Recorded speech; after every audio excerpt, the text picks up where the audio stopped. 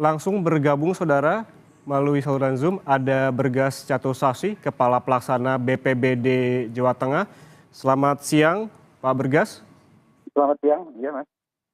Pak Bergas, informasi terkini yang Anda dapatkan di lapangan, bagaimana proses evakuasi dan juga proses pencarian korban hilang di lokasi tanah longsor? Ya, jadi pada saat kejadian terjadi, kita menghubungi utamanya yang terkait dengan klaster SAR ya, klaster pencarian pertolongan, yaitu Basarnas.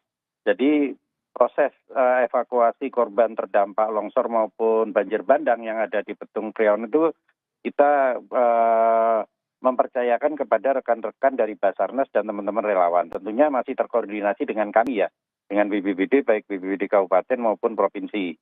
Dan memang tadi betul apa yang disampaikan bahwa proses menuju ke titik lokasi pencarian itu ada kesulitan untuk akses ya, jadi memang harus merambat. Jadi teman-teman relawan ini harus proses menuju ke sana itu bertahap ya, bertahap untuk bisa melalui. Memang ada sebagaimana kondisi saat ini, di mana saat ini kondisinya sedang hujan malah di sana. Akhirnya mungkin sementara ya untuk menjaga hal-hal yang tidak diinginkan apabila terjadi ada kejadian susulan, itu lebih baik memang sementara melihat situasi lah. Situasi tentunya yang bergerak di sana adalah teman-teman Basarnas dan teman-teman relawan serta TRC BPBD. Pak Bergas, data sementara yang kami dapatkan terkait dengan jumlah korban, ini ada 15 orang meninggal dunia, 7 orang hilang dan 10 orang luka. Apakah ada perkembangan terkait data ini, Pak Bergas? Saya dapat terakhir itu bertambah satu yang MD 16.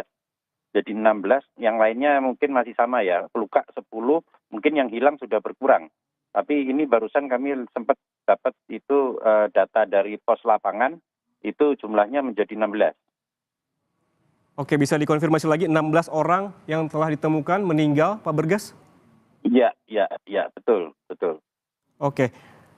Bagaimana dengan evakuasi korban tewas ataupun korban meninggal tadi? Saya lihat juga Pak bahwa akses yang terkendala dan juga tertutup oleh tanah, warga dan juga sukarelawan tadi menandu jenazah begitu. Bisa diceritakan seperti apa proses evakuasi warga yang ditemukan meninggal di sana? Ya, jadi tentunya setelah relawan itu hadir di sana beserta rekan-rekan Basarnas, itu melakukan proses pencarian. Tentunya dimulai dari titik-titik yang sudah terlihat serta informasi dari warga bahwa di sini ada rumah terkena longsor. Nah itu mulai dicari di area-area di sana melalui sistem daripada SAR ya di sana ya. Ada skru-skru berapa gitu. Nah kemudian tentunya untuk kedepannya untuk yang memang masih tertimbun tanah lebih tebal, itu kita berharap memang dukungan dari alat berat. Hanya saja proses menuju ke sana kan tidak mudah. Apalagi di posisi di bawah itu kan juga ada tidak hanya longsor saja ya, tapi kan ada banjirnya juga. Gitu. Jadi ini kan proses satu demi satu untuk penyelesaiannya. Gitu. Artinya saat ini masih menunggu agar upaya evakuasi dan juga pencarian berjalan maksimal, yaitu dengan mengirimkan alat berat. Namun sementara karena terkendala akses, upaya apa yang bisa dilakukan oleh petugas di sana, Pak Bergas? Ya tetap melakukan pencarian, Mas.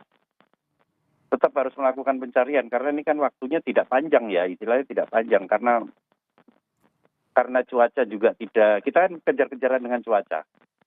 Tidak bisa saling menunggu, kalau bisa nanti kan dapat informasi apa dikembangkan di lapangan begitu. Apakah titik pencarian difokuskan di satu titik atau diperluas, Pak Bergas? Ya, sebagaimana data yang itu kira-kira posisi ada di mana, biasanya ada areanya di situ. Ada area yang nanti dicari begitu.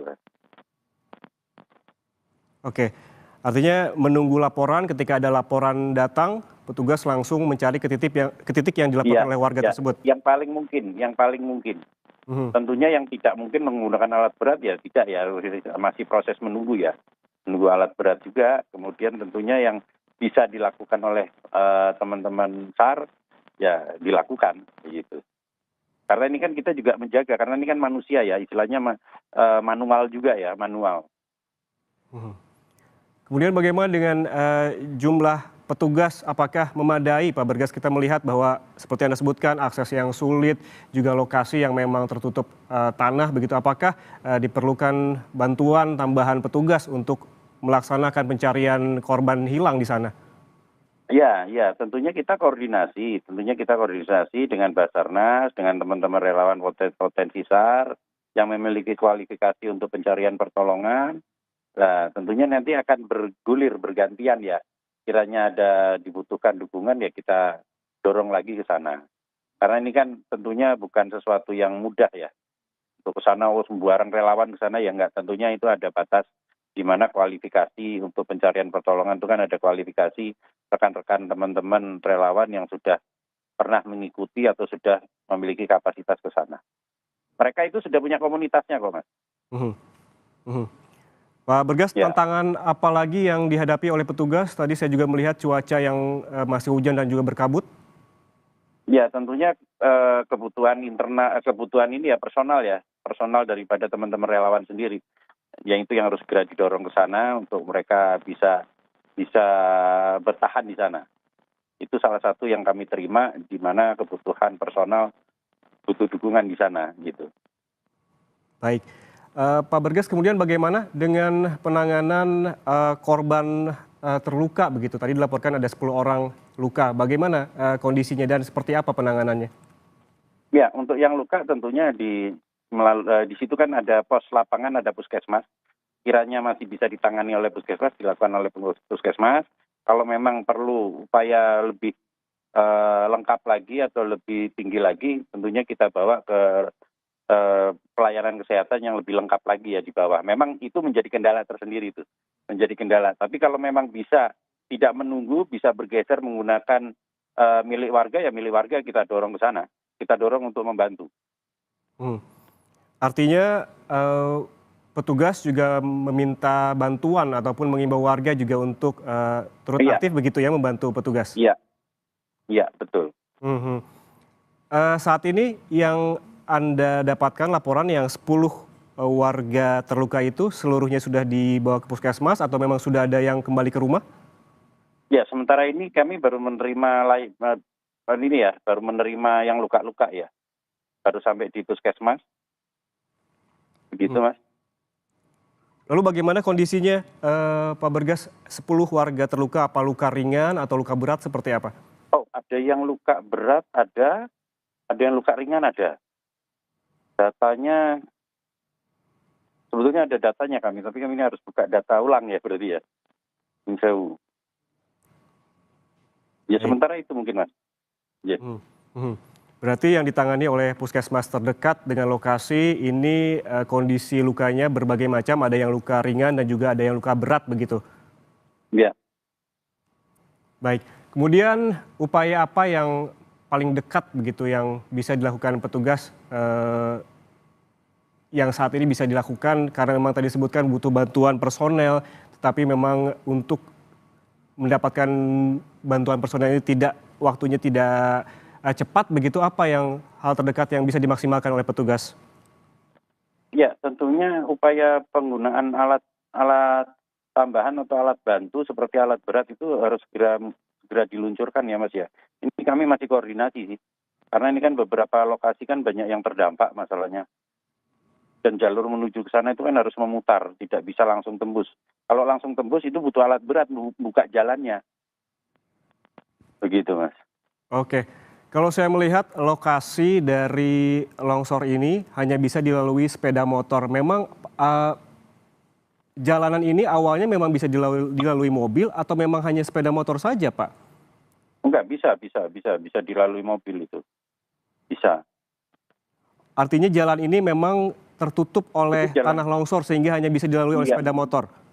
betul. Dan ada ketebalan cukup tertentu di ruas-ruas tertentu yang dia seperti lumpur. Mhm, Itu kan tidak mudah. Pakai mobil pun tidak mudah, pakai sepeda motor pun tidak mudah. mhm. Begitu Mas. Oke. Apakah juga ada upaya pembersihan untuk membuka akses jalan, Pak? Ya, ya, ya itu salah satunya. Makanya kan menggunakan loader, apa menggunakan piku untuk pembersihan jalur itu kan menjadi penting. Jadi aksesnya harus bisa dibuka dulu untuk percepatan. Nanti percepatan tentunya sambil menunggu teman-teman di atas itu bisa melakukan aktivitas untuk pencarian selama cuaca mendukung ya tentunya ya. Tidak saling menunggu istilahnya, tidak saling menunggu. Karena kan sudah ada rekan-rekan relawan yang sudah di atas. Pos lapangan juga sudah berdiri di puskesmas itu.